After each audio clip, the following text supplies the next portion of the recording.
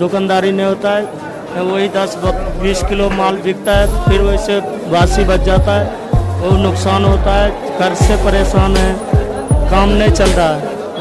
मतलब market down रही है और महंगाई की वजह से मार्केट में कस्टमर ही नहीं आ पाया, हमारा माल नहीं रुकता था, मतलब बहुत कम बिका है, पहले बहुत ज़्यादा सेल होती थी, अब उसका हाफ भी नहीं है। एक परिवार में एक व्यक्ति को भी रोजगार मिल जाए तो ये महंगाई और अपराध सब कुछ अपने आप ही कंट्रोल में है।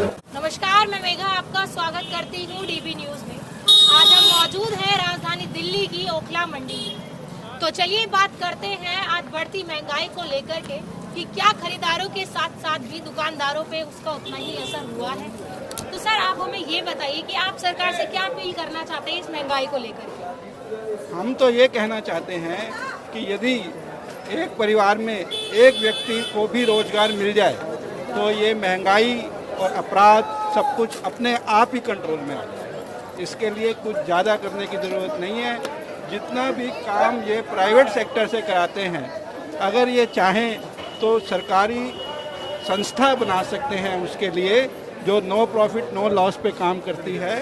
और अगर इस तरह की ऑर्गेनाइजेशन बनेंगी तो अपने आप एम्प्लॉयमेंट बढ़ेगा और लोगों को जब रोजगार मिलेगा तो ये धीरे धीरे उनकी पैसा खर्च करने की शक्ति बढ़ेगी और महंगाई और अपराध अपने आप। तो चलिए बात करते हैं कुछ और दुकानदारों से कि उनकी दुकानदारी पे भी इस महंगाई का क्या असर है। तो जी भैया, आपका नाम क्या है? जी, मेरा नाम मोहम्मद राशिद है।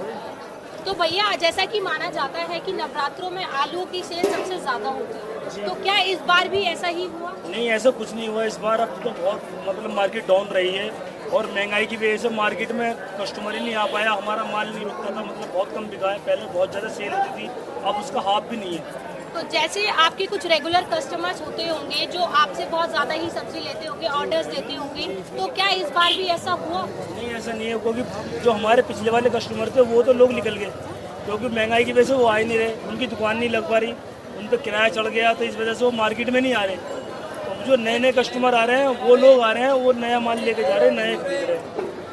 तो जैसा कि हम देख सकते हैं कि खरीदारों के साथ साथ दुकानदारों पे भी इसका यही असर देखने को हमें मिलता है। यादव। तो आप हमें ये बताइए कि जिस तरह से सब्जियों पे महंगाई के रेट बढ़ रहे हैं, तो इससे आपकी दुकानदारियों पे क्या असर पड़ रहा है? बहुत असर पड़ रहा है सर, दुकानदारी नहीं होता है, बहुत असर पड़ रहा है।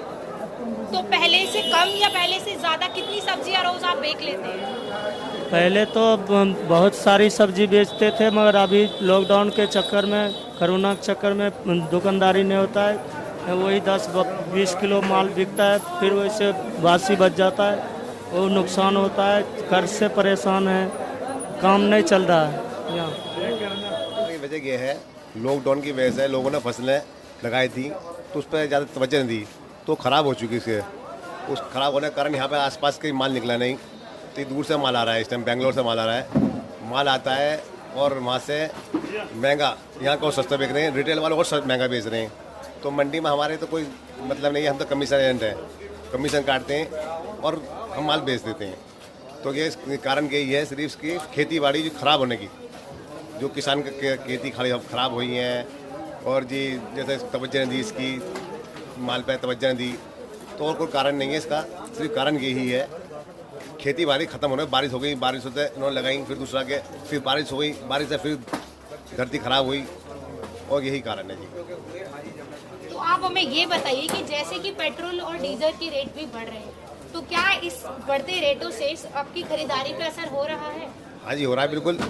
ये डीजल महंगा हो रहा है तो इसके भाड़े महंगे हो रहे हैं, भाड़े महंगे होने के कारण यही है, तो इस पर सब जो लग रहा है कि भाड़ा महंगा का, वो सब करेट पे लग रहा है। वो करेट महंगी, जब किराया महंगा होगा तो माल महंगा होगा। तो देखा आप लोगों ने कि किस तरह से इस महंगाई ने लोगों के दैनिक जीवन को भी प्रभावित कर दिया। बाकी की खबरों के लिए बने रहिए डीबी न्यूज़ में। मैं मेघा आर्यन के साथ।